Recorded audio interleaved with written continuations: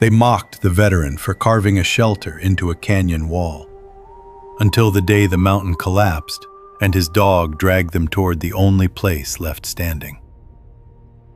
When the people of Dry Creek laughed at a war veteran chiseling a shelter into the canyon, they never imagined the mountain above them was ready to break.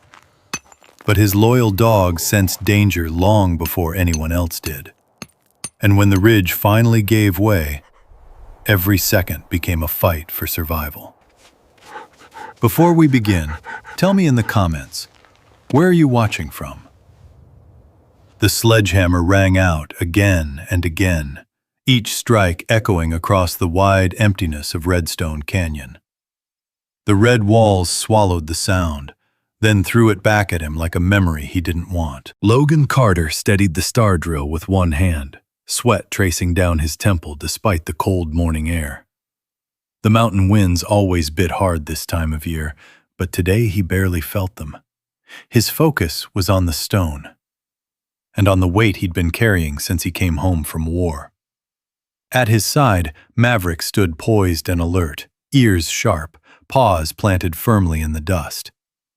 The German Shepherd had the kind of presence that made people stop and stare, muscular, disciplined, always scanning the world as if danger might appear at the blink of an eye. Even retired, the canine dog hadn't forgotten what it meant to watch over someone. And Logan, more than anyone, needed watching over.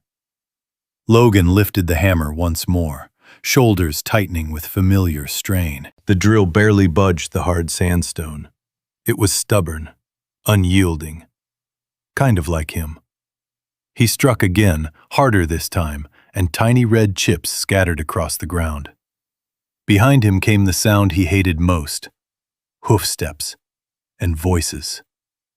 "Well, I'll be damned. Carter's still at it." A burst of laughter rolled through the canyon. Logan closed his eyes briefly before turning. 3 locals from Dry Creek rode along the trail atop dusty horses, ranchers who spent more time talking than working. Cole Whitman led the group, a tall man with a sunburned face and a grin too proud for his own good.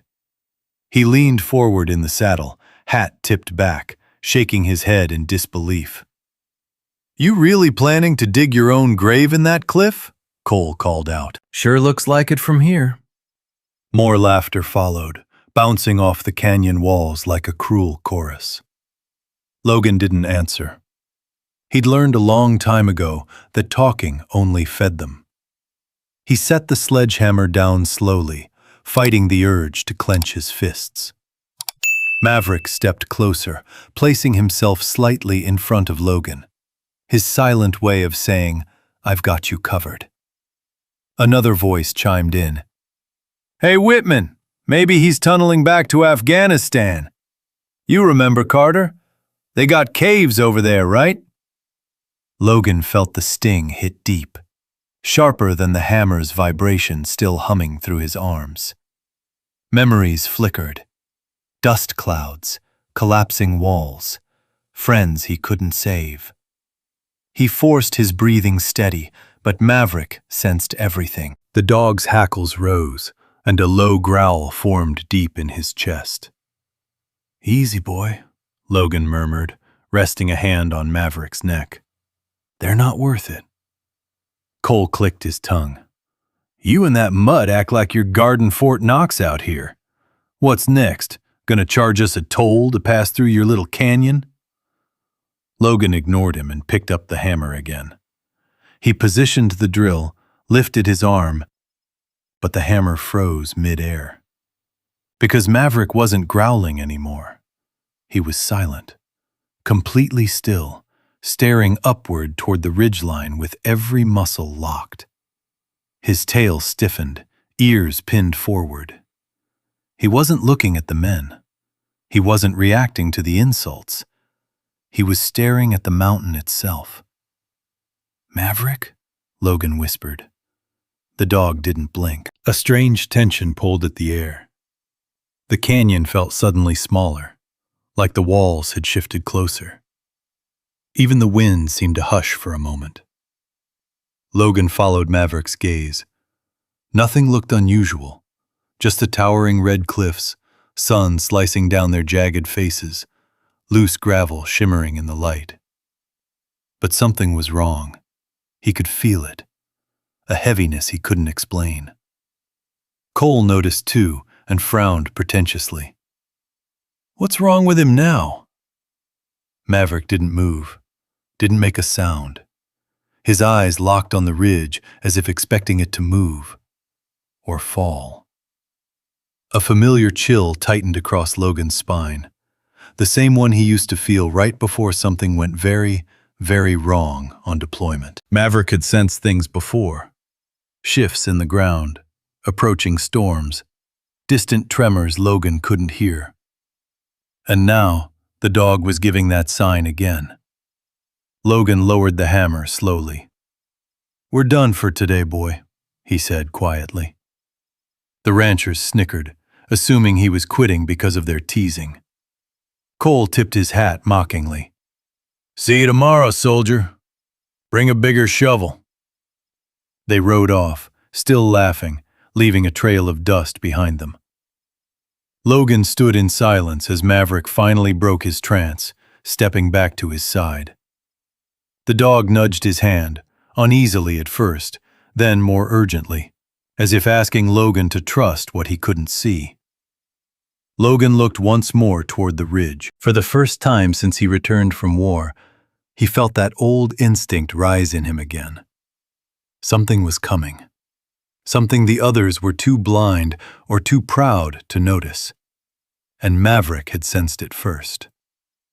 That night, a cold wind crawled down from Northridge, slipping through the narrow streets of Dry Creek and rattling the loose shingles on Logan's small cabin at the canyon's edge. Inside, the wood stove glowed low and orange, casting long shadows across the walls. Logan sat at the table, his hands wrapped around a chipped mug of coffee gone lukewarm. Maverick lay near the door, head lifted, ears alert, not resting, just waiting. Every few minutes, the dog's gaze flicked toward the window that faced the mountains. "Still worried about that ridge, huh?" Logan murmured. Maverick didn't respond, but something in his posture tightened. Logan tried to shake off the unease. Maybe it was just a fox out there. Maybe the dog was still wound up from the rancher's harassment. Maybe he was reading too much into it, like the townsfolk always accused. But then it came again. A low, distant groan, so faint that Logan thought he imagined it. The cabin seemed to quiver for a heartbeat. A piece of dust slipped from the rafters, floating down in the quiet.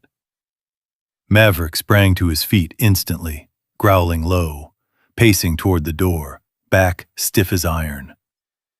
Logan set the mug down and stood, heart thumping. He walked outside onto the porch. The night air was sharp, the stars crisp and scattered above the dark outline of the mountains. At first, everything looked still. Then he heard it. Another soft crack, like thick ice splitting on a frozen river. His breath caught. He'd heard that sound before. Years ago, in a valley overseas where the earth had shifted under the weight of an explosion, shattering everything above it. The memory flashed so sharply that for a second he wasn't in Dry Creek anymore. He was in uniform, dust stinging his eyes, someone yelling his name through the roar of collapsing stone. A cold tremor ran through him. "Easy," Logan whispered to himself. He knelt and placed his hand on Maverick's shoulder. The dog was trembling, not from fear, but from warning. "I hear it too," Logan said softly. By morning, he was already hiking toward North Ridge, Maverick leading with urgent stride. The climb was steep and rocky, but Logan had learned to trust where Maverick stepped. They moved quickly, weaving through pines and shale until the canyon opened into a narrow ledge with a clear view of the ridge face. Maverick stopped abruptly. Logan followed the dog's stare. A fresh crack zigzagged down the sandstone wall, long and pale like a lightning bolt frozen into stone. Loose gravel lay scattered across the ledge, still dusty. The fracture couldn't have been more than a few hours old. A knot tightened in Logan's gut. "This isn't good," he muttered. He pulled out his phone and snapped a picture. Then another. He measured the width of the crack with his fingers, half an inch wide already. Maverick sniffed at the base of the ridge and let out a deep, uneasy whine before pawing at a darker patch of soil. Logan crouched beside him and dug a little with his hands. The dirt was unusually loose. Too loose. "Subsidence," Logan whispered. "Ground's shifting underneath."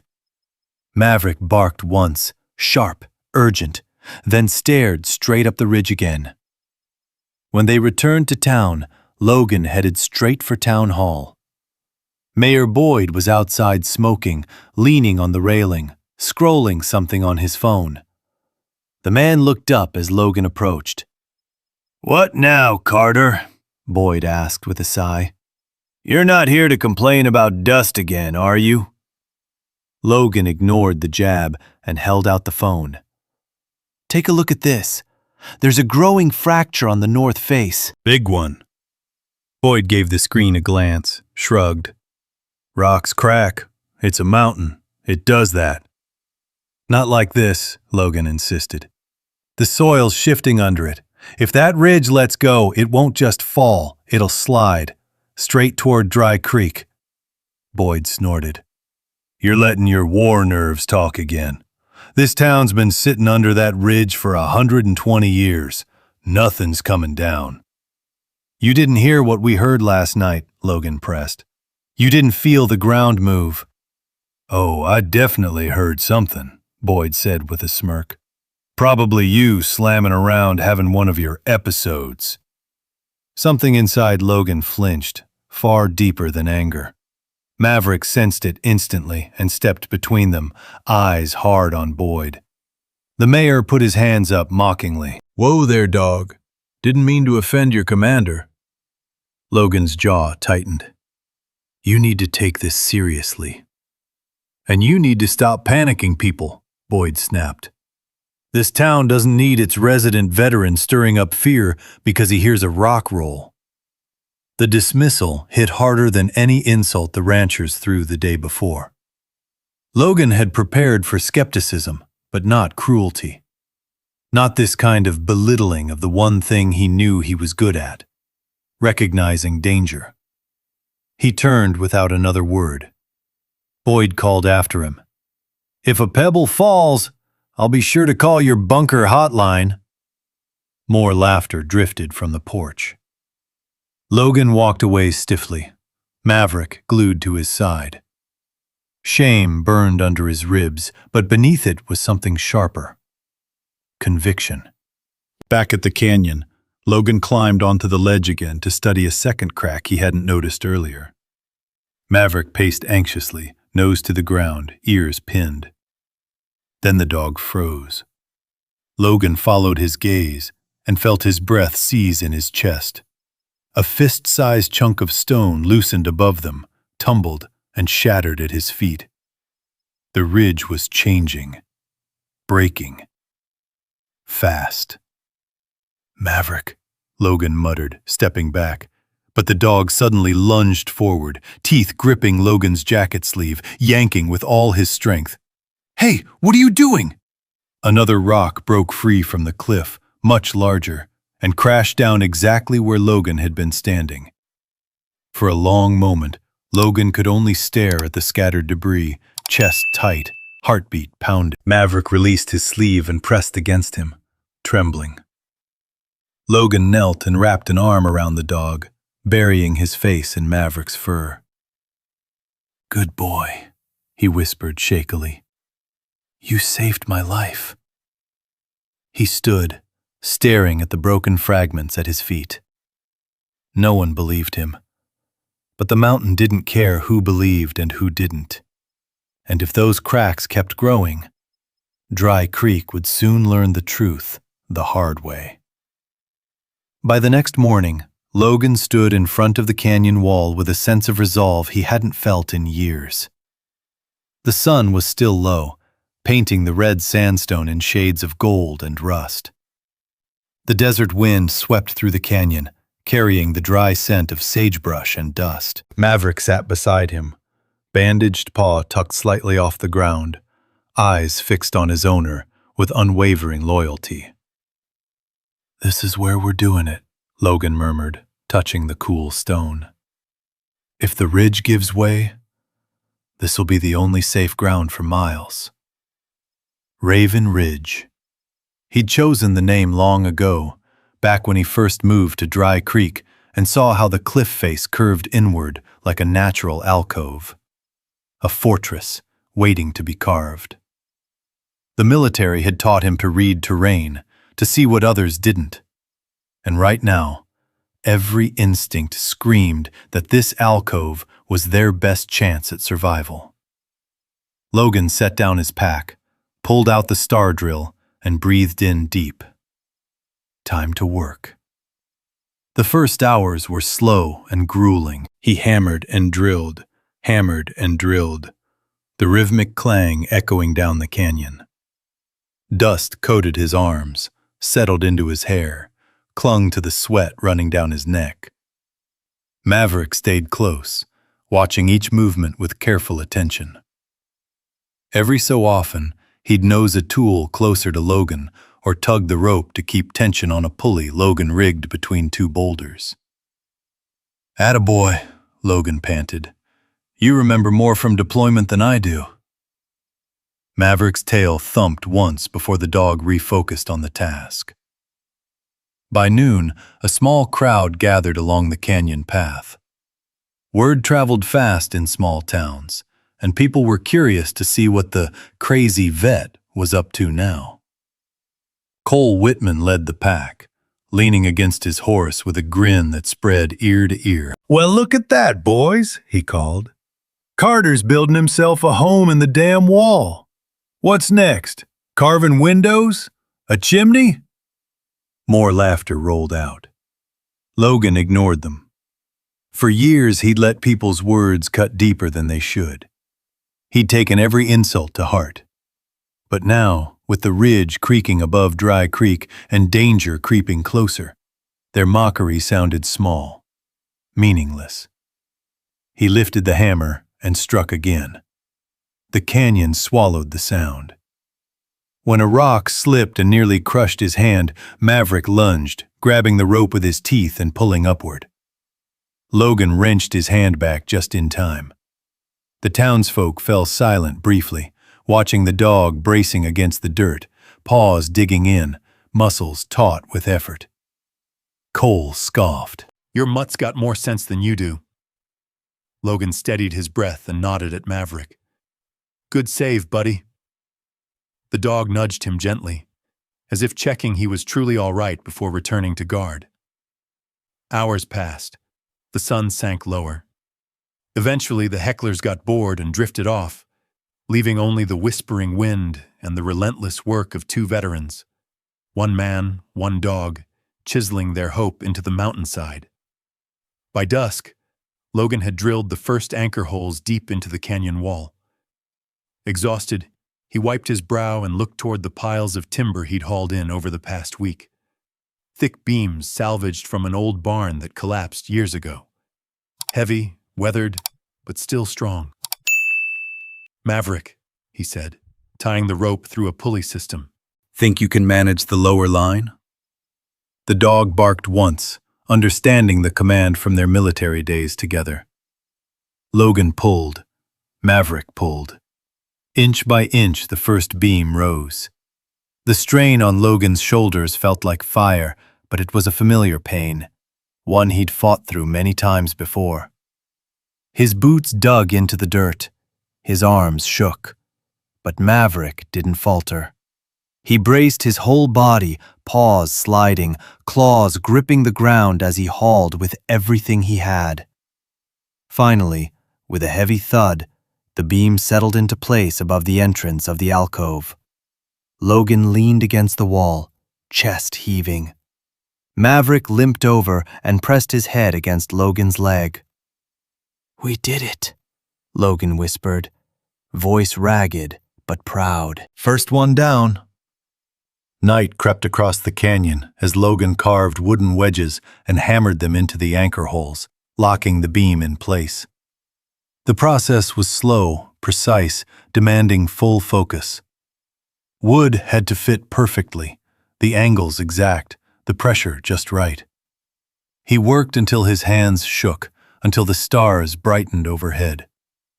By the time he stepped back to look at the first frame secured into the stone, exhaustion pulled at him. But so did something else. Hope. For the first time since he returned from war, he felt purpose outside of merely surviving day to day. He was building something that mattered, something that could save lives, something that might finally turn the noise in his head into quiet.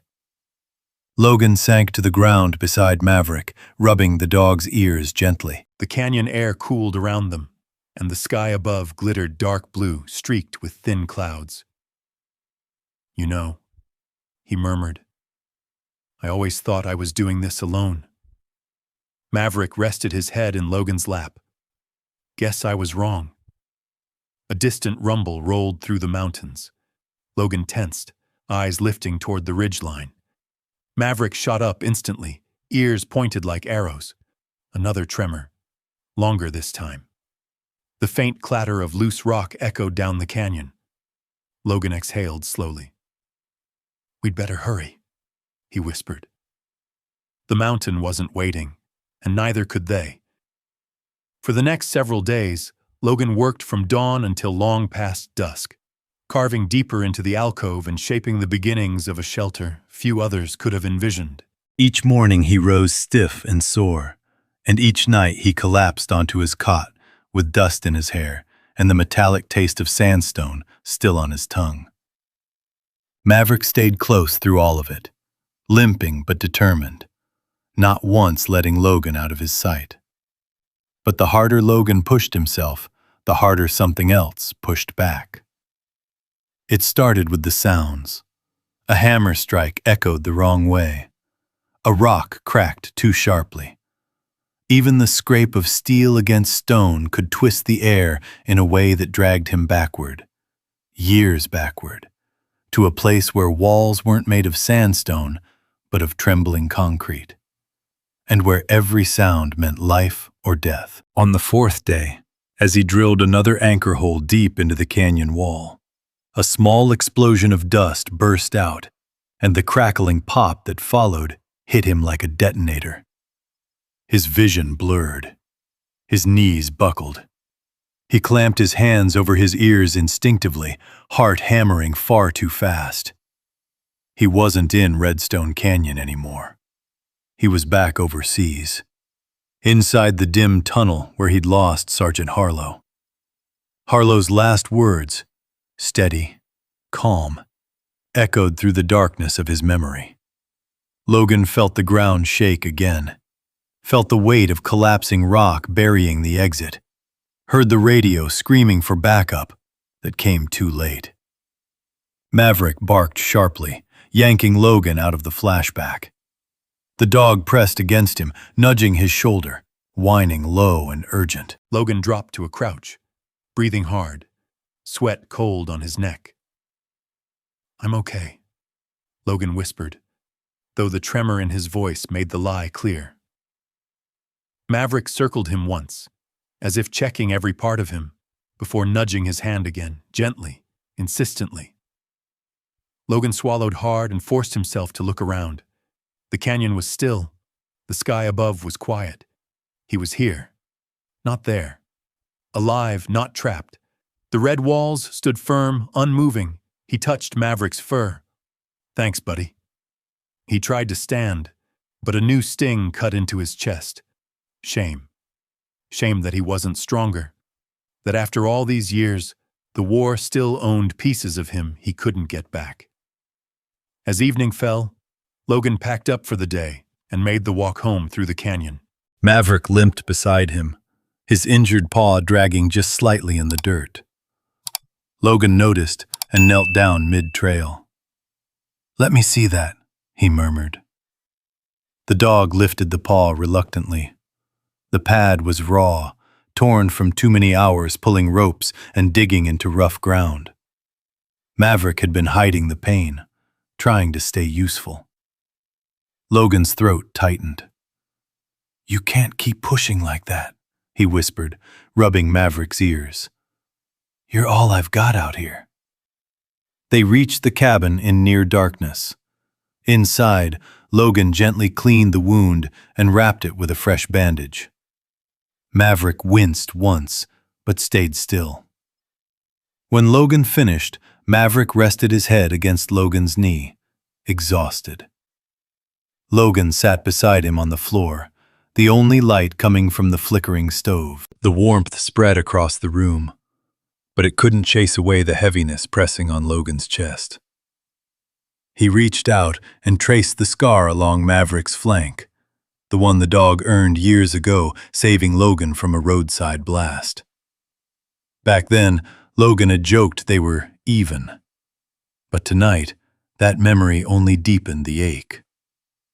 "You deserved peace," Logan whispered. "Not this." Maverick nudged Logan's hand, refusing the pity. Outside, the wind howled low and steady. Logan leaned back against the wall and closed his eyes, letting the rhythmic breathing of Maverick ground him. But sleep didn't come easy. Hours later, long after midnight, a loud crack jolted Logan awake.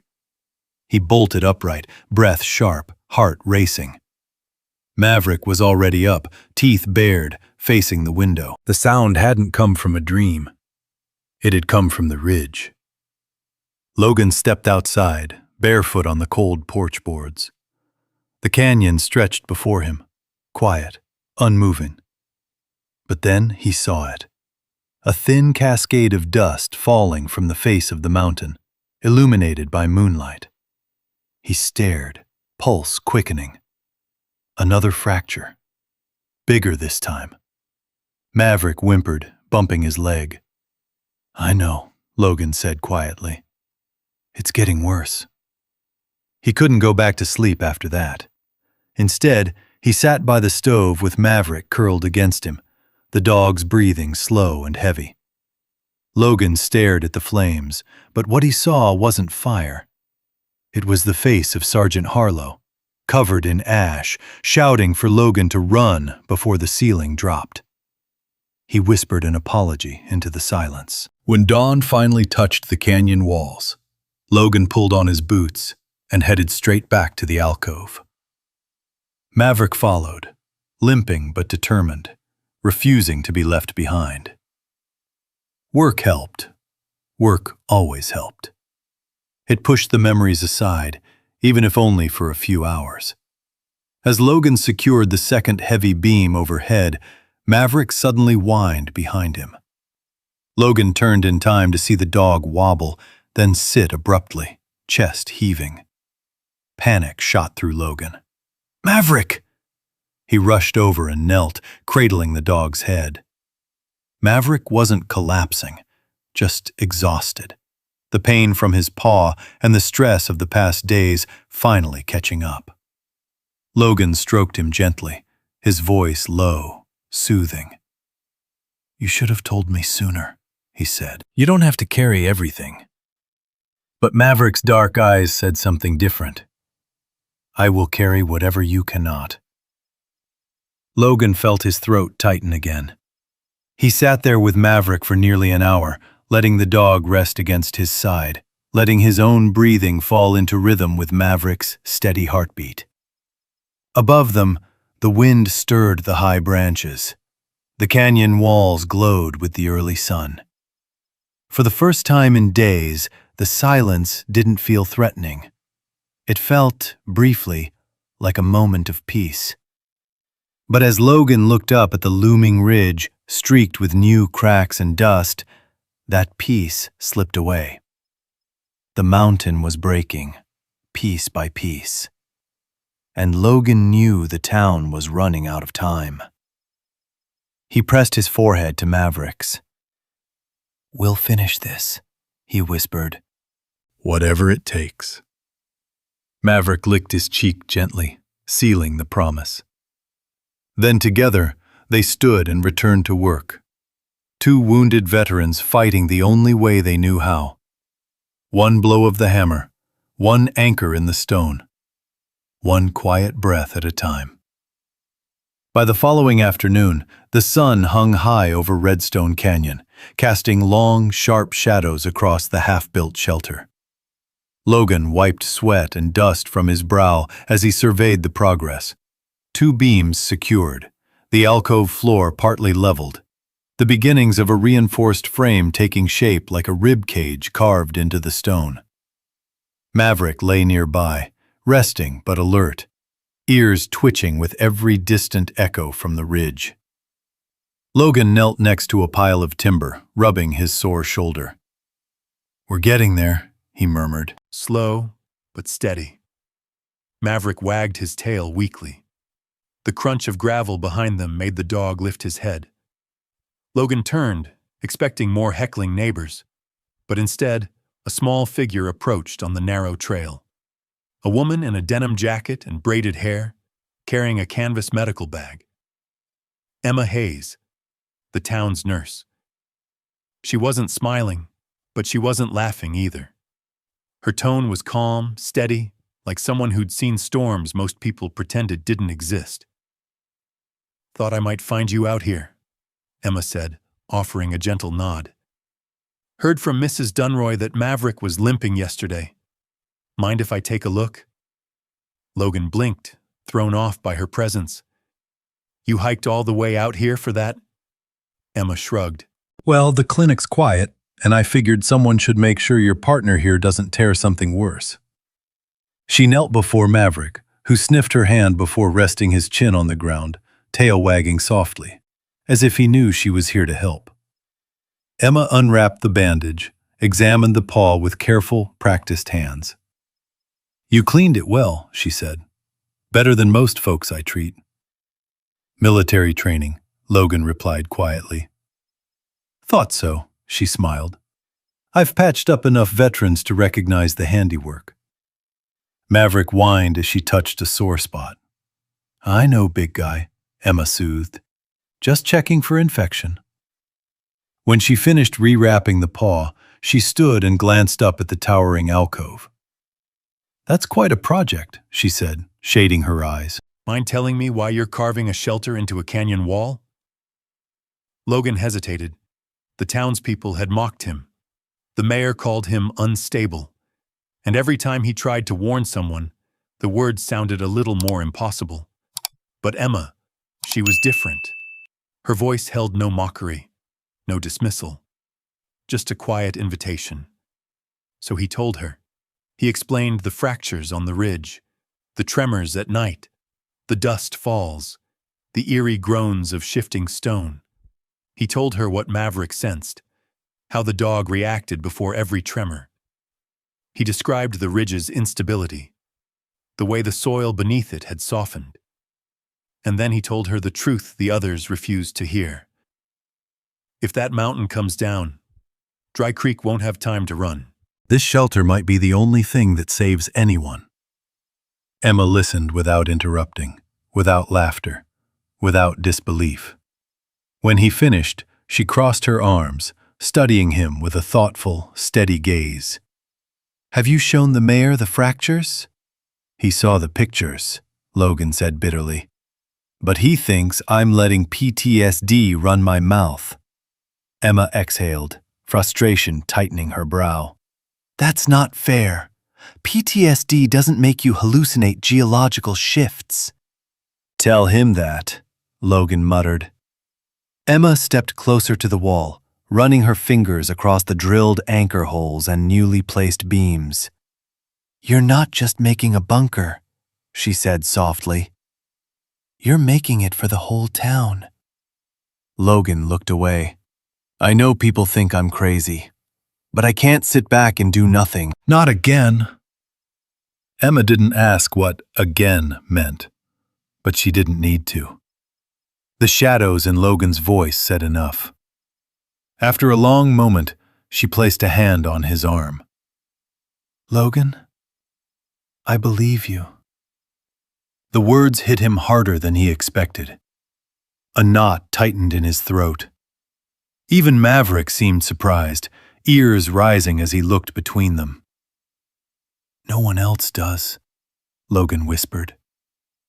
"Well," Emma said gently, "no one else is out here watching the ridge crack open with their own eyes." A low rumble rolled in the distance, faint but unmistakable. Logan stiffened, and Maverick jumped to his feet, barking once sharply. Emma's eyes widened. "Was that?" "Yeah," Logan said, "and it's getting worse." She stepped closer to the alcove, her voice quieter now. "Logan, if you need help gathering supplies, medical gear, anything, I'm here. You shouldn't be doing this alone." He swallowed hard. "I'm used to alone." Emma shook her head. "Maybe, but you shouldn't be." Maverick nudged her hand gratefully, tail thumping the dirt. She laughed softly and scratched behind his ear. Then she looked back to the ridge, her expression changing, fear mixing with certainty. "That mountain is moving," she whispered. "I can feel it." Logan nodded. "I know." For a moment, the three of them stood in the canyon's quiet, an uneasy stillness settling around them. A breeze swept through, stirring dust around their boots. The sun dipped lower behind the ridge, painting its cracked surface in hues of gold and red, highlighting every fracture, every warning the town refused to see. Emma finally spoke again. "I'll bring more bandages tomorrow, and maybe some food. You need strength if you're going to finish this." "Thank you," Logan said, the words heavier than they should have been. Emma adjusted her bag and started down the trail. After a few steps, she turned back. "Logan, whatever Dry Creek thinks about you, you're doing the right thing." He watched her go, unable to respond. The canyon grew quiet once more. Maverick pressed against him, warm and steady, as if reminding him he wasn't alone. Not entirely. Logan looked at the growing structure carved into the stone, at the beams he'd fought to lift, At the walls that would someday guard lives. For the first time since he started this desperate project, he felt something shift inside him. Not fear, not shame, not the weight of memory, but hope. Hope that maybe, just maybe, someone would stand with him when the mountain finally came down. And for a man who had spent years feeling unseen, unheard, and misunderstood, it was enough to keep going. But the mountain didn't care about hope, and it didn't wait for anyone. 3 days after Emma's visit, the air over Redstone Canyon changed.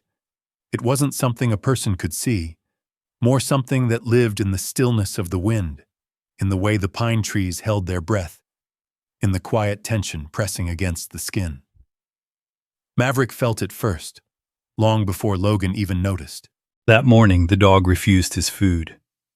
He paced in front of the alcove, back stiff, nose low to the ground, sniffing with sharp, choppy breaths.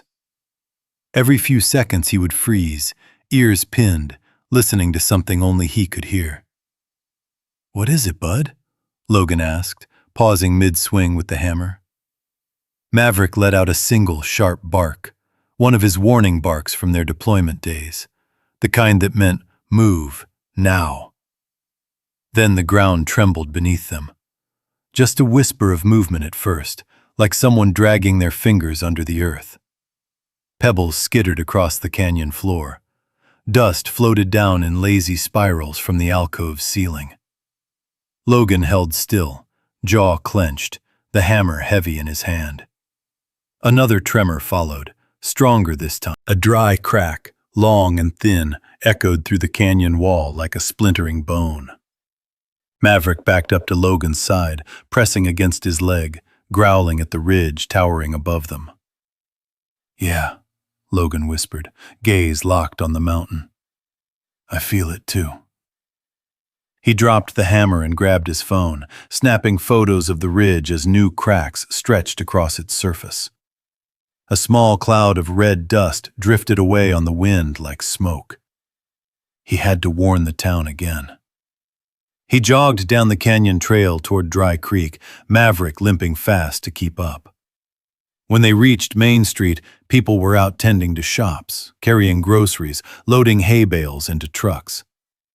No one looked worried. No one even glanced at the ridge. Logan walked straight into Town Hall. Mayor Boyd was leaning over the receptionist's desk with a cup of coffee, talking about weekend fishing plans. He groaned when he saw Logan walk in. Oh, great, Boyd muttered. What is it now? Logan held out the photos. The ridge is opening. I felt 2 tremors this morning. Dust falls, fresh fractures. Boyd sighed dramatically and took a slow sip of coffee. Logan, let it go. I can't let it go, Logan snapped. That mountain is unstable. When it collapses, it's coming down on the north end of town. Families live there. Kids live there. Boyd waved a hand. And you know this because... Because I've spent half my life reading terrain shifts, Logan said through clenched teeth. And because Maverick... Boyd laughed. Loudly. Oh, here we go. The dog knows best. Should we swear him in as our new geologist? People in the lobby chuckled. Logan's jaw tightened. Listen to me. No, Boyd interrupted sharply. You listen. You're scaring people with your doomsday talk. The ridge isn't falling. If anything was wrong, the county survey team would have caught it last year. Last year doesn't matter, Logan said. Mountains don't keep schedules. Boyd leaned in with a cold stare. And neither do your episodes, apparently. The words hit Logan like a fist to the gut. Everyone around them went quiet. Even Maverick let out a low, wounded whine. Logan stepped back as anger and humiliation crashed through him. He wanted to shout, wanted to force them to see what he saw, but he also knew the truth. You can't make people believe what they don't want to understand. He turned away. As he reached the door, a group of ranchers walked in. Cole Whitman grinned at him. Hey, Carter, Cole said loudly. Mountain talk to you again? The group laughed. Maverick's growl rumbled deep and warning. Logan placed a hand on his neck. Let's go, he muttered. But the moment they stepped outside, a deafening crack ripped through the sky. So sharp, so violent that everyone on the street flinched. A few people screamed. The ground vibrated beneath their boots. Windows rattled in their frames. Maverick lunged forward, barking wildly, pulling Logan toward the ridge. People stared as a huge cloud of dust erupted from the mountainside. A section of stone, small but unmistakably real, broke loose and tumbled down the slope. Silence gripped the town. Logan pointed toward the falling debris. That's what I've been telling you. This isn't normal. The ridge is shifting. But Boyd straightened his jacket and forced a smile. Just a rock slide. Happens every couple of years. Nothing to panic about. Logan stared at him, stunned. Are you serious? That wasn't a rock slide. That was the ridge cracking open. Boyd ignored him and addressed the crowd. Everything's fine, folks. No need to listen to fear-mongering.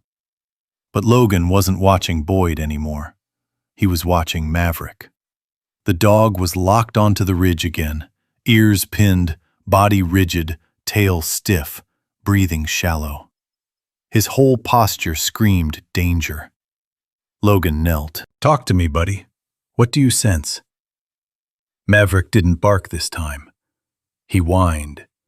A soft, trembling sound that Logan had only heard a handful of times in the field. right before something terrible happened. Logan stood slowly, eyes lifting back to the fractured mountain. It wasn't just shifting. It was preparing to fall. He walked back toward the canyon with renewed urgency. They needed to finish the shelter, needed to prepare, needed to be ready when the ridge finally gave way. Maverick limped beside him, but his pace never slowed. As they approached the alcove again, Logan placed a hand on the rough stone. "We keep going," he whispered. The mountain groaned in the distance. Maverick pressed close. Logan picked up the hammer, and the canyon wall echoed with the sound of a man racing against time. Each strike rang louder than the last, sharp and rhythmic, like a heartbeat thundering through Redstone Canyon. Dust floated through shafts of sunlight, swirling around Logan's shoulders, as if the canyon itself were holding its breath. Maverick stayed close, watching every move, his injured paw tucked close to his body, but his eyes burning with a fierce insistence. Even hurt, he refused to stop protecting his partner.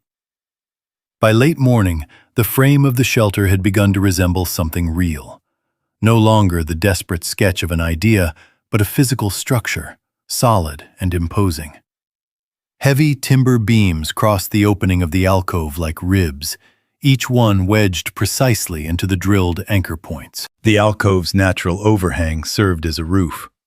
Logan reinforced it with steel plates salvaged from an abandoned ranch shed.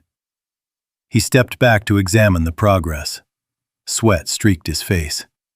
A blister on his palm had burst hours ago, but he barely noticed the sting. "We're getting there," he murmured. Maverick barked softly, tail thumping once in agreement.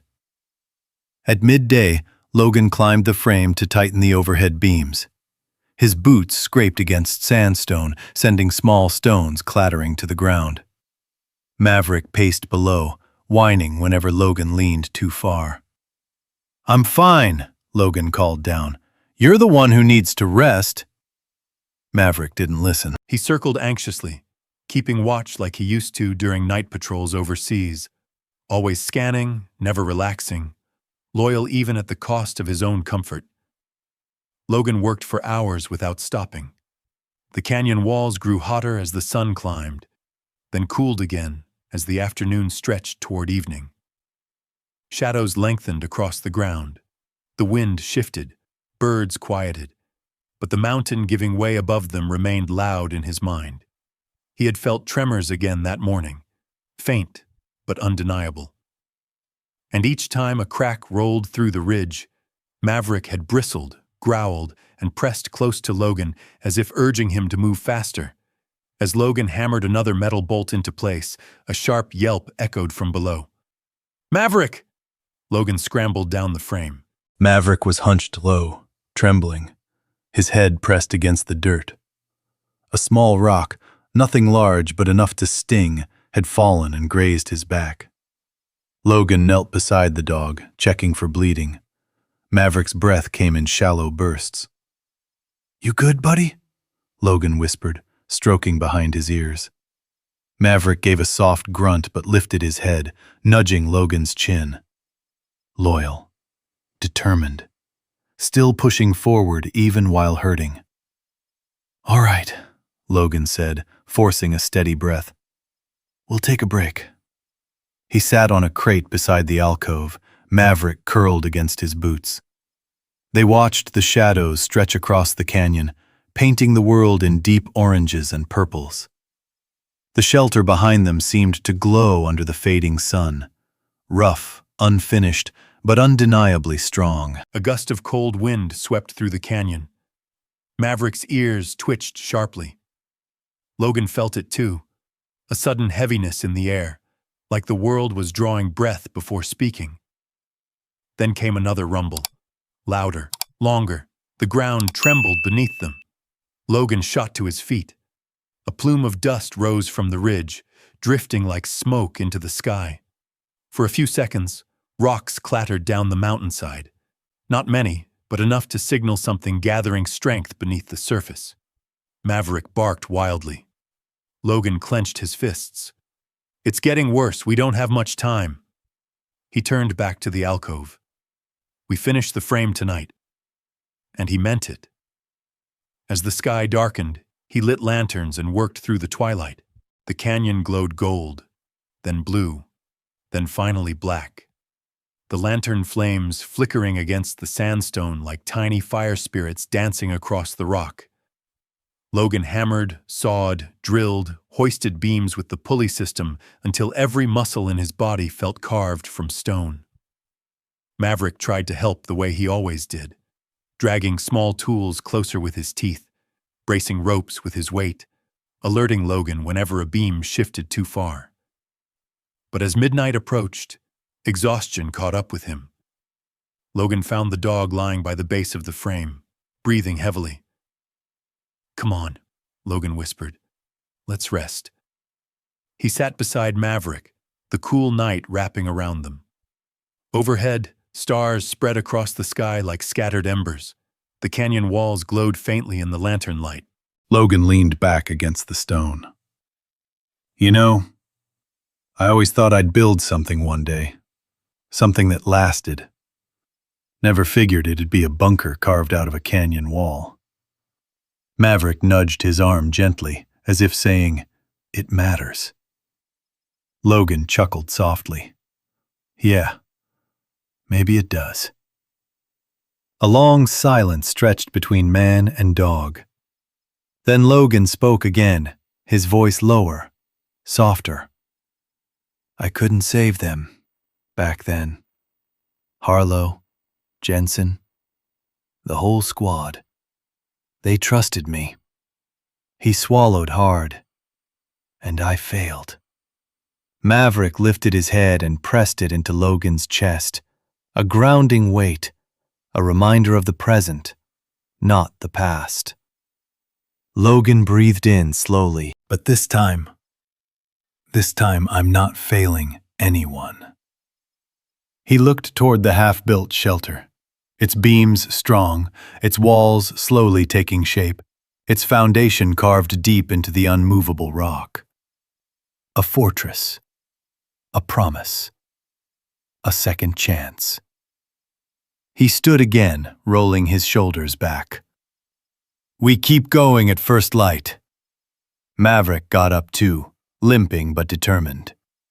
Together, they walked toward the cabin and stepped into the quiet night.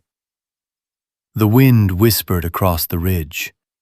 Another faint tremor rippled through the ground beneath their feet. The mountain was preparing to fall. But when it did, Logan and Maverick's shelter would be ready to stand. By the time the first snow dusted the ridge, the air in Dry Creek felt different, charged, uneasy, like the whole valley was bracing for something it couldn't name. Logan sensed it before sunrise. Maverick sensed it even earlier. That morning, the dog paced the small cabin restlessly, nails tapping fast against the wooden floorboards. His breath came in sharp bursts, not from fear, but urgency. The moment Logan reached for his boots, Maverick was at the door, barking once, demanding they move. "All right," Logan muttered, rubbing tired eyes. "Let's go." They stepped outside into the half-light. Dawn barely touched the canyon walls, painting them blue and gray. Frost clung to every scrub bush. The wind tore through the narrow pass with a moan that sounded too alive, too close. Maverick stiffened. Then the tremor hit. A deep, rolling shudder pushed through the ground, shaking loose snow from the ridge. Pebbles rattled down the canyon.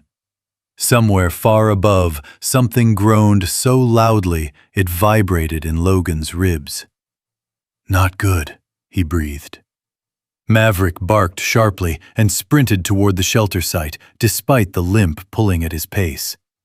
Logan chased after him, breath coming out in white clouds.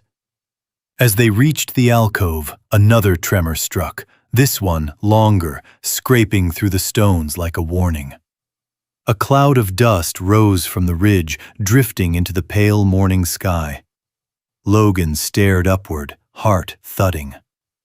The mountain wasn't shifting anymore. It was awakening. He grabbed the lanterns, the ropes, the tools, every piece he needed to finish today's list. The frame was built. The supports were strong. But the shelter wasn't sealed yet, and without the final panels and reinforcement, it wouldn't survive a full collapse. He had to finish it. Today. "All right, Maverick," he exhaled. "Let's get to work before that mountain decides it's done waiting." Maverick didn't bark. He just pressed against Logan's leg briefly, then took his place by the pulley line. For hours they worked in near silence. The hammer strikes blended with the wind. The sawdust mixed with frost. Maverick braced ropes with aching limbs, refusing to let fatigue slow him down. Logan's hands blistered and bled, but he didn't stop. Couldn't stop. Then, sometime after midday, the canyon fell eerily quiet. The kind of quiet that feels wrong. Logan paused mid-swing. Maverick froze, ears pinned flat. "Do you hear that?" Logan whispered. But there was nothing to hear. Absolutely nothing. No birds, no wind, no shifting gravel. Silence so complete it felt like the world had stopped breathing. And then a thunderous crack erupted across the ridge. Logan dropped the hammer. Maverick barked wildly. The ridge split right before their eyes, sending a column of dust billowing upward like a volcanic burst. A second crack followed, deeper and more violent. Logan stumbled backward as another small tremor tore through the ground. He looked toward town. Dry Creek sat unaware, tiny and peaceful in the distance. Families were out, children walking to school, farmers tending cattle. They had no idea. "Maverick, we have to warn them again." They ran. Down the canyon, across the frozen scrub. Maverick limped but never slowed, driven by instinct stronger than pain. Logan burst into town, yelling for everyone to listen. "The ridge is giving way! Get to higher ground, now!" People stared at him from porches and storefronts. Mothers pulled their children close. Some whispered, others frowned. A few, those who'd mocked him before, smirked. Cole Whitman stepped forward with a scoff. "Carter, you're at it again. Ain't nothing fallen but your sanity." "Look at the ridge!" Logan shouted, pointing toward the dust cloud rolling into the sky. Cole didn't even turn around. "You and that dog need rest. Maybe talk to Doc Hill." Another explosive crack boomed across the valley, cutting him off. This time, everyone flinched. Dust plumed higher. Even from town, they could see it rising.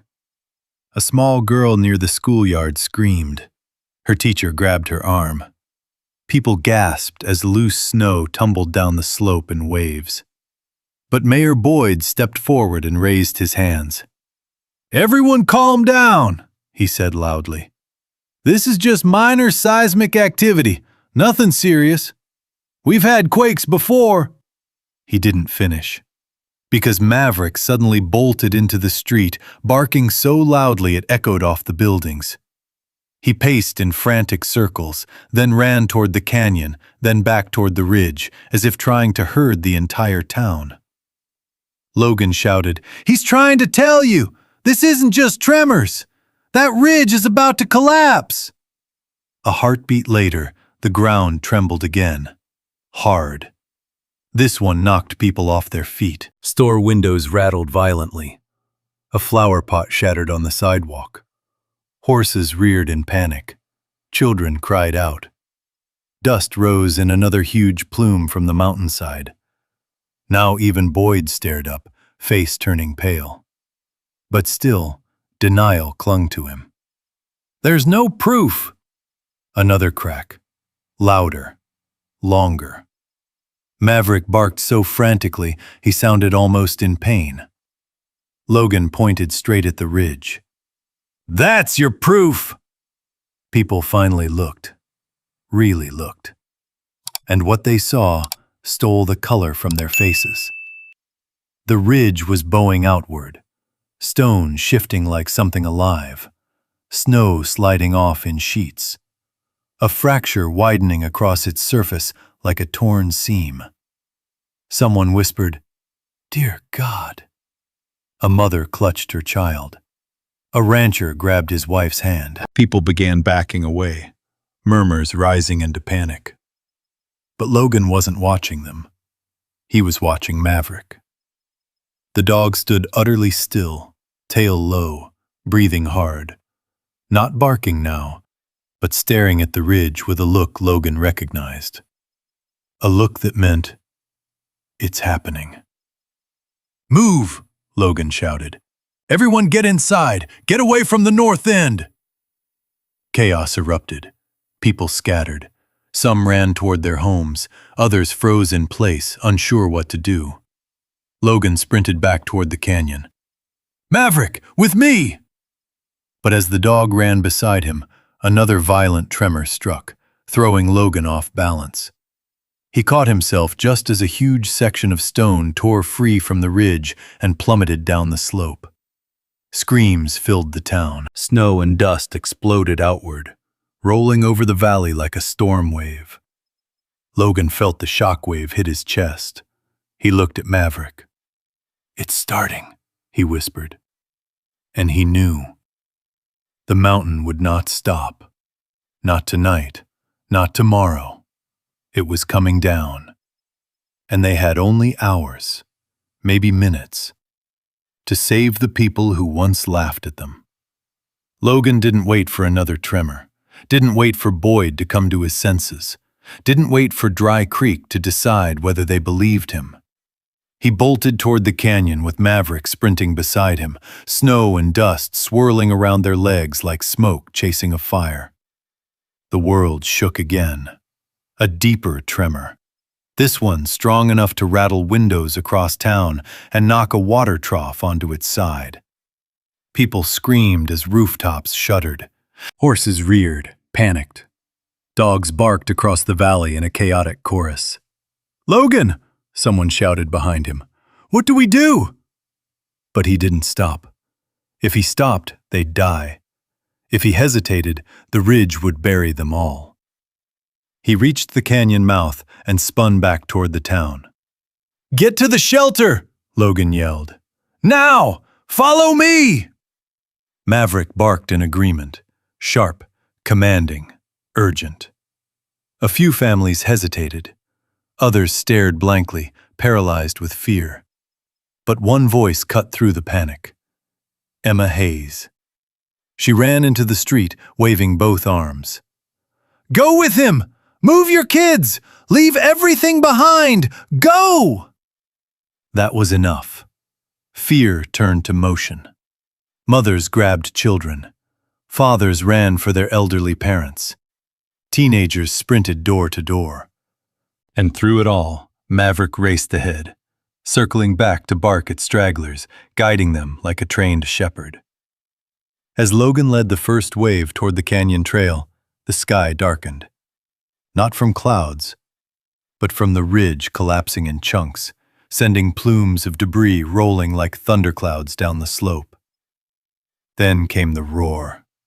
A deep, guttural, monstrous explosion of sound as an entire section of North Ridge tore free and began sliding, snow, boulders, and earth merging into a deadly river. "Faster!" Logan shouted. "Don't look back!" The ground bucked beneath them, tossing people off balance. Maverick darted in to steady a stumbling boy, nudging him back onto the trail. Behind them, the landslide grew. A massive wall of rolling destruction. The first group reached the alcove just as another tremor knocked loose more rocks from above. Logan grabbed the heavy steel door frame he'd built and threw it open. "Everyone inside! Move!" People surged past him into the dim shelter, crying children, terrified adults, families clutching one another.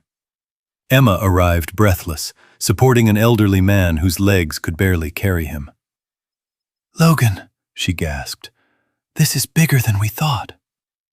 "I know," he said. "Get them in. Don't let anyone stay behind." She nodded and rushed inside. But Logan didn't enter. He turned back toward town. "Where are you going?" Emma shouted from inside. "There are still people out there."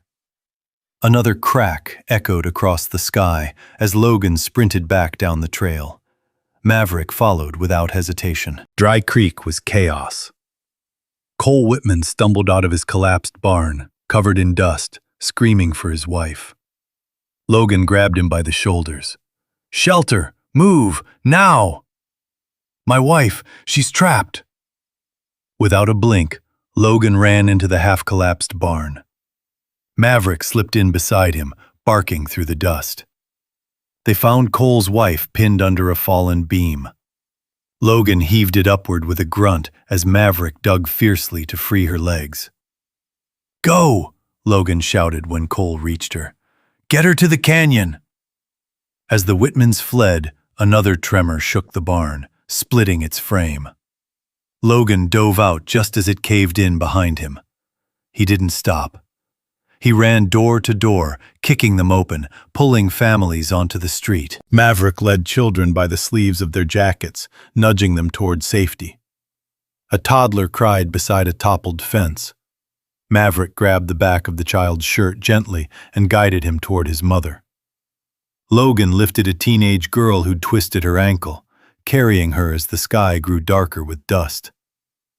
"Go, all of you!" he shouted again and again. "Keep moving!"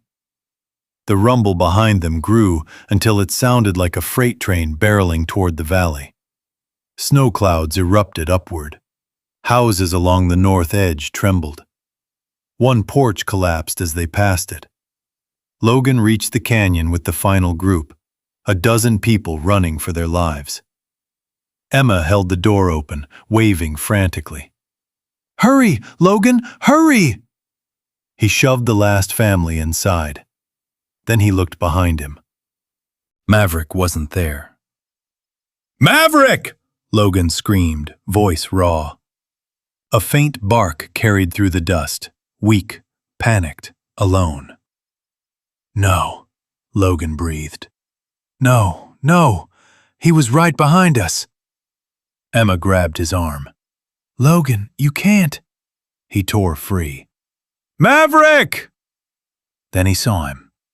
The dog was dragging himself forward on three legs, limping heavily, head low, struggling through the swirling dust. A fallen plank had struck his injured paw again. Blood marked the snow behind him. "Buddy, come on!" Logan shouted, sprinting toward him. Another crack split the air. A massive surge of debris spilled over the ridge. The avalanche was seconds away. Maverick collapsed. "No!" Logan dove, scooping the dog into his arms. Maverick whimpered, licking Logan's chin weakly. "I'm here," Logan whispered. "I've got you. I've got you." He ran, sprinting harder than he had in his entire life. The roar behind him swallowed everything. Dust blinded him. Stone struck his shoulder. Snow lashed against his face. Ahead, Emma screamed from the doorway. "Logan, now!" He lunged forward, clutching Maverick against his chest. The first wave of the landslide hit the canyon mouth just as Logan dove inside the shelter. Emma slammed the steel door shut behind them. A thunderous impact shook the entire alcove. The world outside disappeared in a deafening storm of stone, wind, and destruction. People sobbed. Children screamed. Someone murmured prayers. But Logan heard none of it. He was on his knees, holding Maverick close, brushing dust from the dog's fur with trembling hands. Maverick's eyes fluttered open, weak but alive. "You're safe. Logan whispered, forehead pressed to Maverick's. "You're safe now." The ground rumbled again, then again, each tremor rolling like distant thunder through the shelter walls. But they were inside. The door held. The shelter stood. Still, the silence that followed wasn't relief. It was the beginning of something far more terrifying.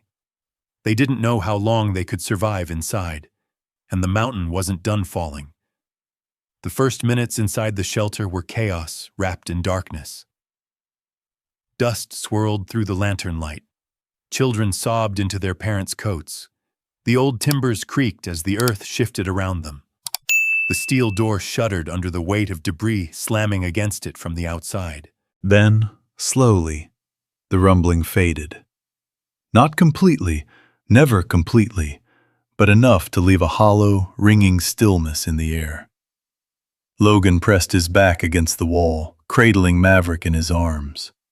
The dog trembled, not from fear, but from exhaustion. His fur was coated in dust, his bandaged paw seeping through the wrap. Logan stroked his head, whispering softly, "You're safe now, buddy. You did good." Around them, the shelter filled with uneasy whispers. Emma moved through the crowd checking injuries, her lantern casting warm circles of light on frightened faces. An elderly woman clung to Emma's sleeve. Is the town gone?" Emma's voice was gentle. "We don't know yet, but we're alive. That's what matters right now." Cole Whitman slumped against a stone divider, staring at Logan through haunted eyes, no longer mocking, no longer proud. Just broken, humbled, shaken. "You saved us," Cole whispered hoarsely. "Carter, you saved us." Logan didn't answer. He didn't feel like a savior. He felt like a man holding his injured dog in the dark while the world fell apart outside. A deep tremor rolled through the ground like a distant growl. Several people gasped. Someone prayed quietly. The lanterns flickered as dust drifted down from the ceiling. "Is this shelter going to hold?" a man asked, voice cracking. Logan lifted his head. "It will." He wasn't entirely sure. But the structure had survived the initial collapse. The beams were holding. The stone walls remained firm. And the alcove's natural shape had absorbed most of the shock. "We're safe for now," Logan added, louder this time. Maverick nudged Logan's chin gently, as if telling him he was doing the right thing. Hours passed with only the creaks and groans of shifting earth to mark the time. People whispered softly, afraid to speak too loudly, as though raising their voices might anger the mountain above them. At some point, Emma knelt beside Logan. "Let me look at him." Logan reluctantly allowed her to examine Maverick. The dog laid his head in Emma's lap, trusting her instantly. Emma peeled back the bandage with careful hands. Her brow tightened. "It's swollen," she said softly. "There's bruising too. He saved too many people today." Logan swallowed hard. "Can you help him?" "I can clean it better and wrap it tighter, but he needs rest more than anything." "That I can handle," Logan murmured. As Emma worked, Logan noticed how quiet the shelter had become. People were listening to the mountain, waiting for its next move. Fear sat heavy on the air, thicker than the dust that coated every surface. Then, a small boy approached Logan, tugging gently at his sleeve. "Sir, is the mountain coming for us too?" Logan pulled the boy into a steady hug.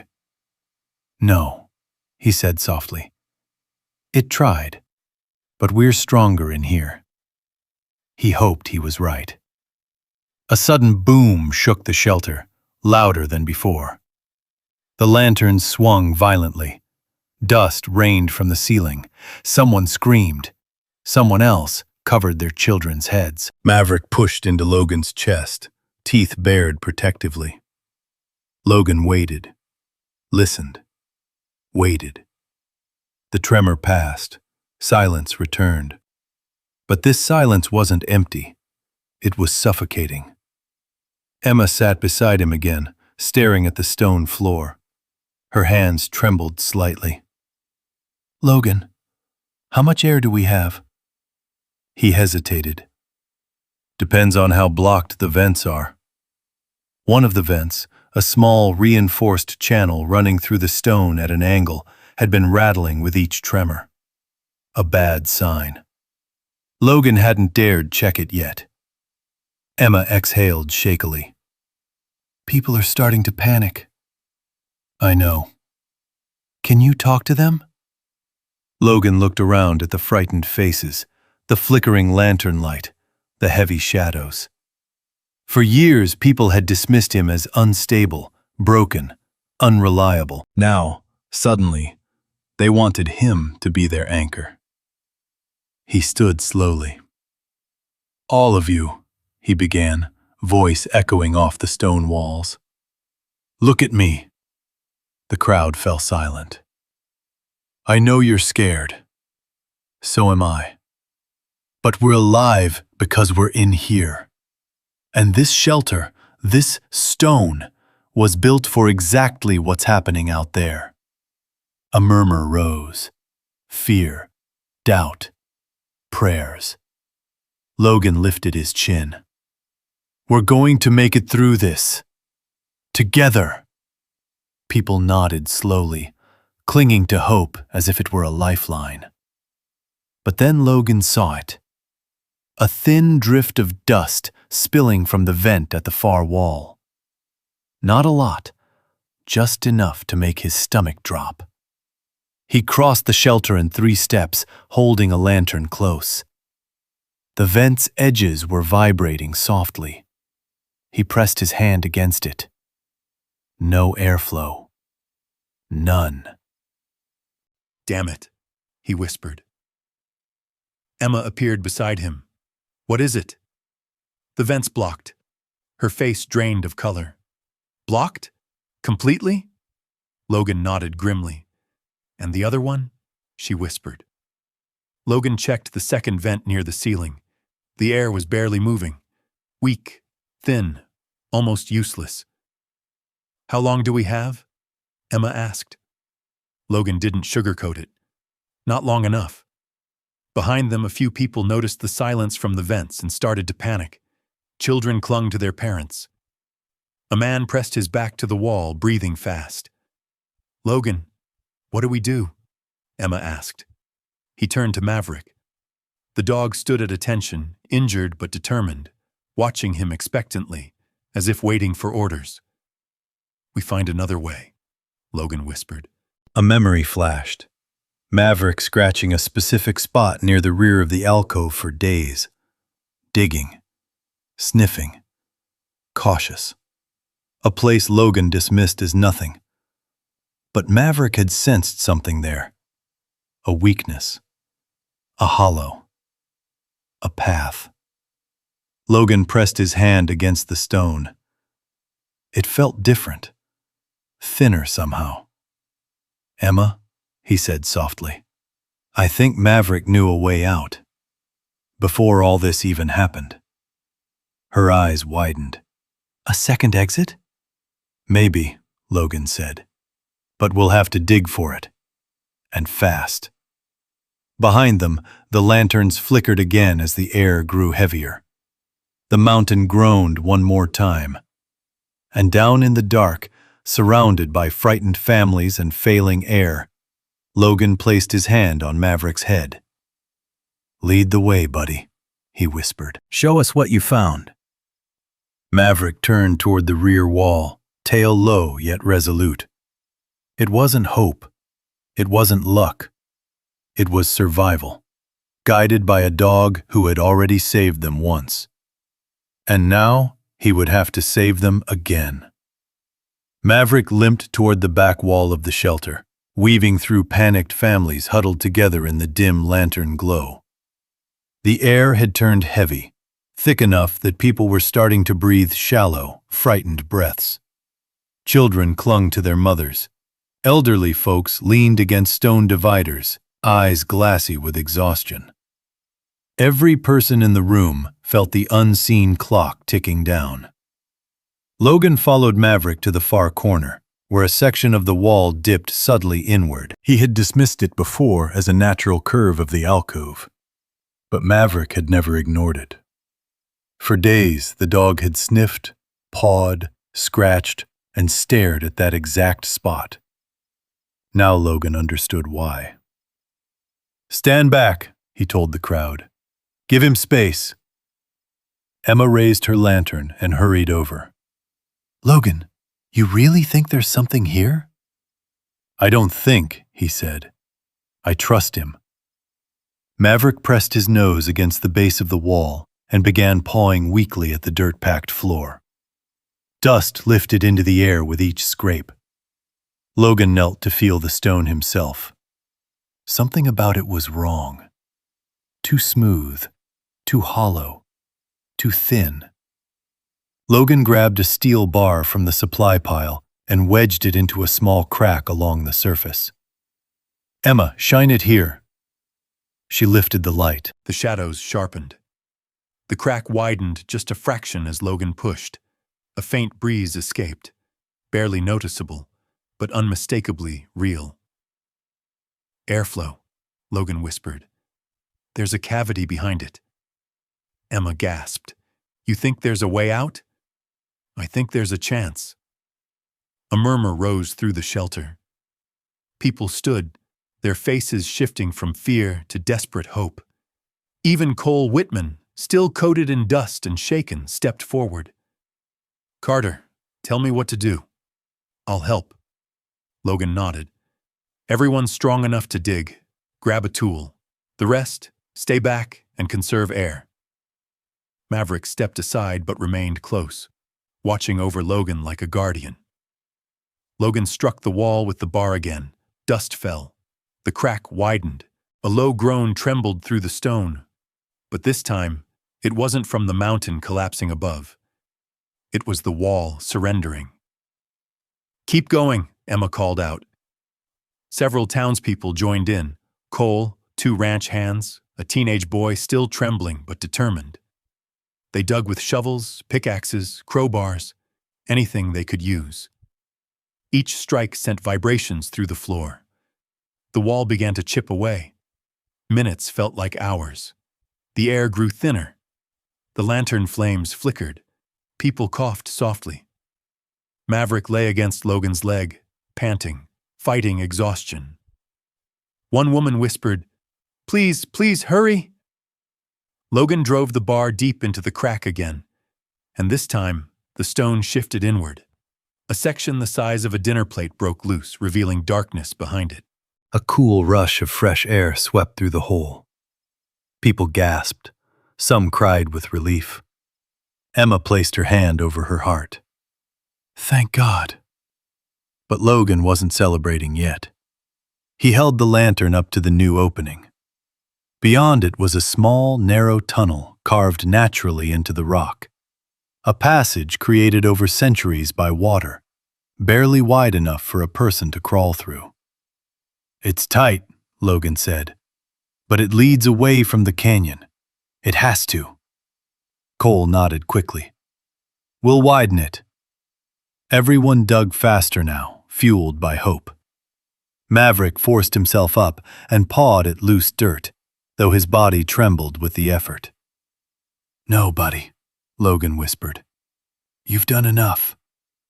But Maverick refused to stop. He pushed forward again, clearing small gaps with his nose and paws. Crack by crack, the opening widened until it was large enough for a grown adult to crawl through. Logan tested the edge. "It goes upward. That's good. It probably connects to a drainage passage or an upper ridge pocket." Emma touched his shoulder. "You'll go first?" Logan shook his head. "Kids first. Families. We protect the vulnerable." Emma nodded and turned to the crowd. "Everyone stay calm. We'll exit in order. Logan will guide the front. I'll help from inside." The first child, A little girl, no more than 5, was lifted toward the opening. Logan crawled halfway inside, holding his lantern ahead. The tunnel was narrow but passable. He guided her through, speaking softly, encouraging her with every step. Soon she disappeared into the shadows ahead. "Next!" Logan called. One by one, families crawled through the narrow escape route. Logan guided them carefully until they reached a small widening in the tunnel, a safe pocket where they could stand and wait while others followed. Then came Cole and his wife. The man stopped beside Logan, voice low. I owe you everything. I was wrong about you.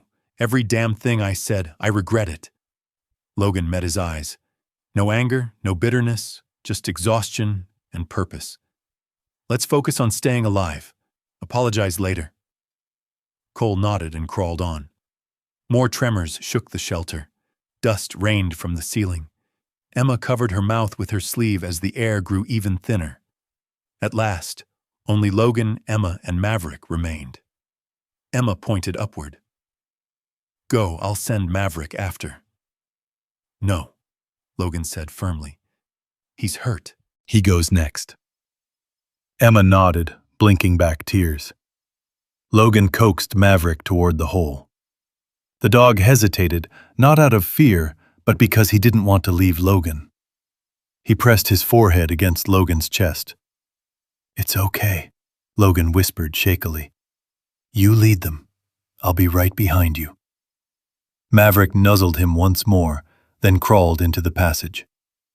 His injured paw dragged softly across the stone. Logan pushed gently behind him, guiding his hips through until the dog disappeared into the lantern-lit dark. Then Logan turned back to Emma. "Your turn."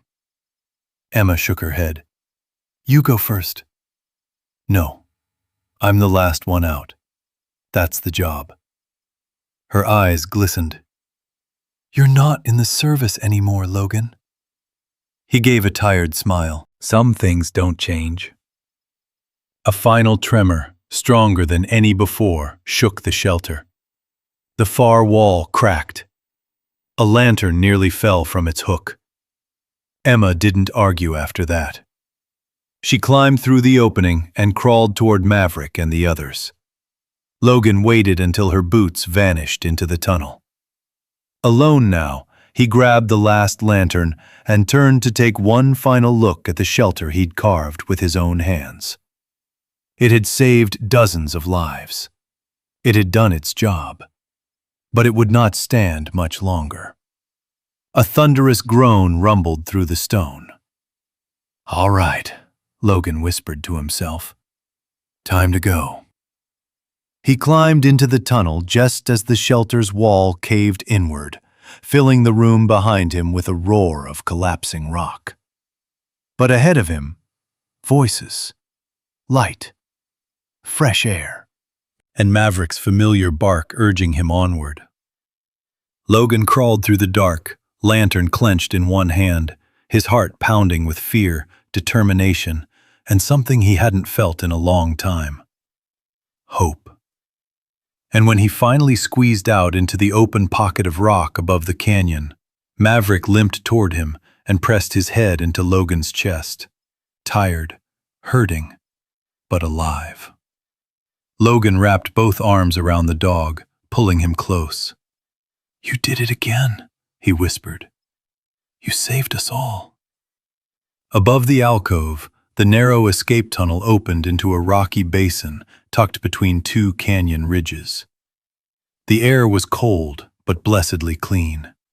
Snow dusted the ground, sparkling beneath the faint light pushing through the clearing storm clouds. Survivors gathered in small circles, coughing, crying, embracing one another as they adjusted to the sudden vastness of open sky.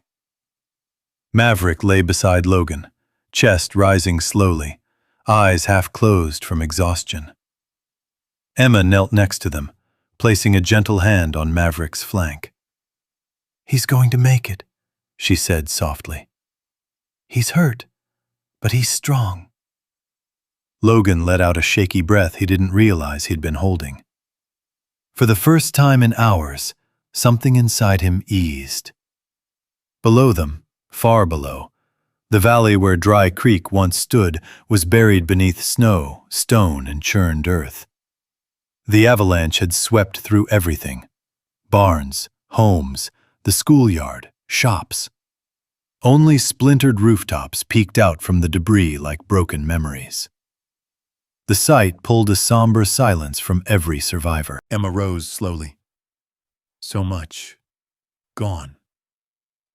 Logan didn't speak.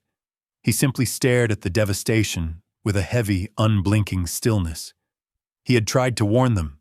He had run himself to the edge of collapse, carving the shelter. But even he had not imagined the mountain would fall with such brutal force. Cole Whitman stepped forward, hat in hand, hair dusted with ash. His voice trembled. "Carter, I don't have the words." He swallowed hard. "You gave us a second chance.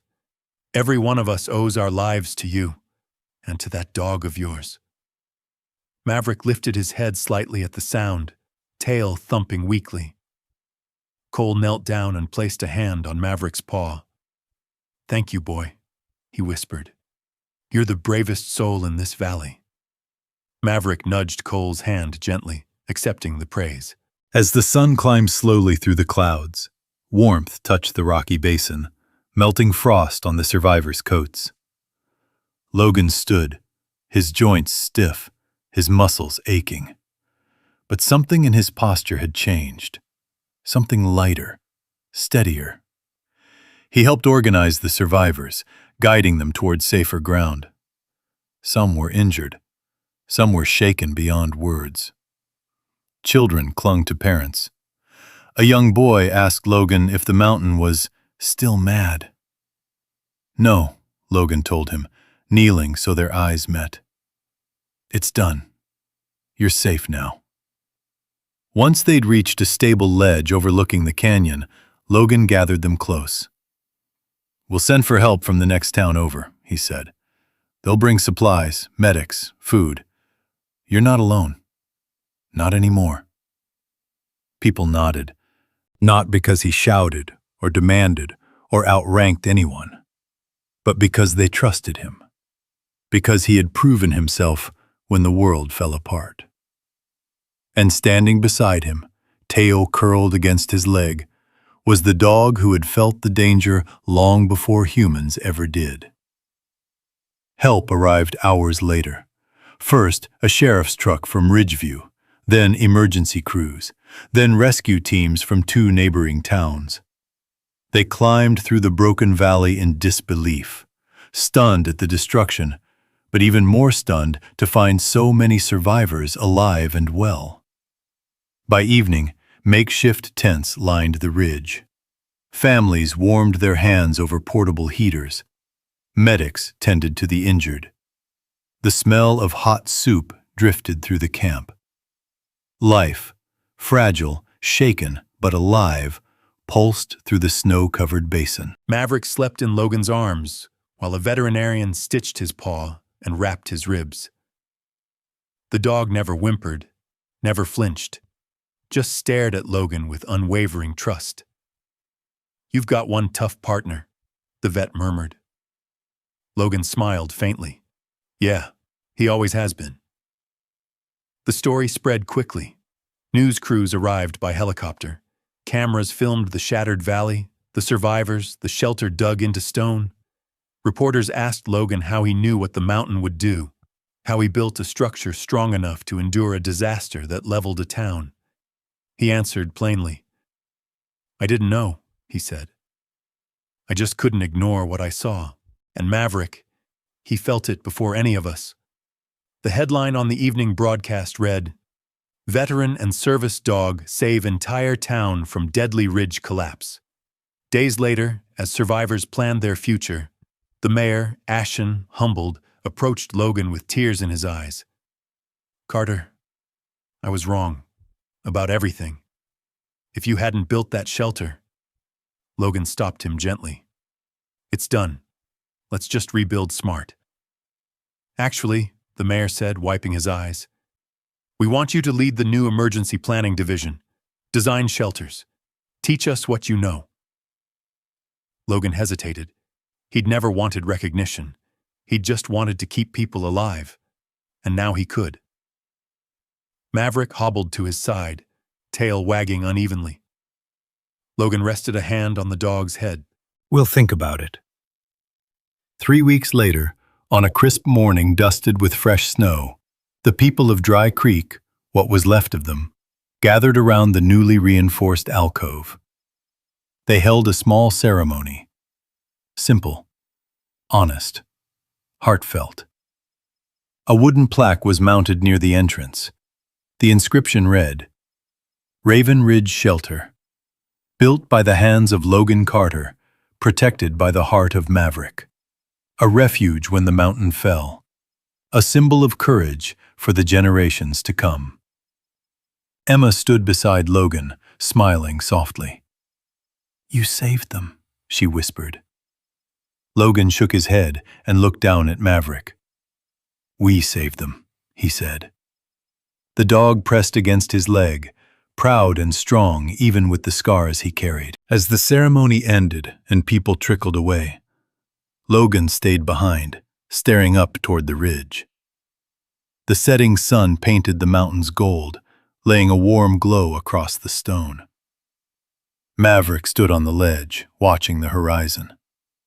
Then the dog lifted his head and let out a single, deep bark. Steady, strong, almost ceremonial. Logan understood. It wasn't a warning this time. It was a promise. A vow that man and dog would always stand watch over this valley. That they would never again be unheard or unseen. That even when the world trembled beneath their feet, they would not break. And as evening settled, Logan placed a hand on Maverick's back, feeling the steady heartbeat of his closest friend. Come on, buddy, he said softly. Let's go home. The two of them walked down the canyon path, silhouetted against the fading light, leaving behind a legacy carved in stone, in courage, and in the unbreakable bond between a soldier and his dog. Before you go, I'd love to hear from you.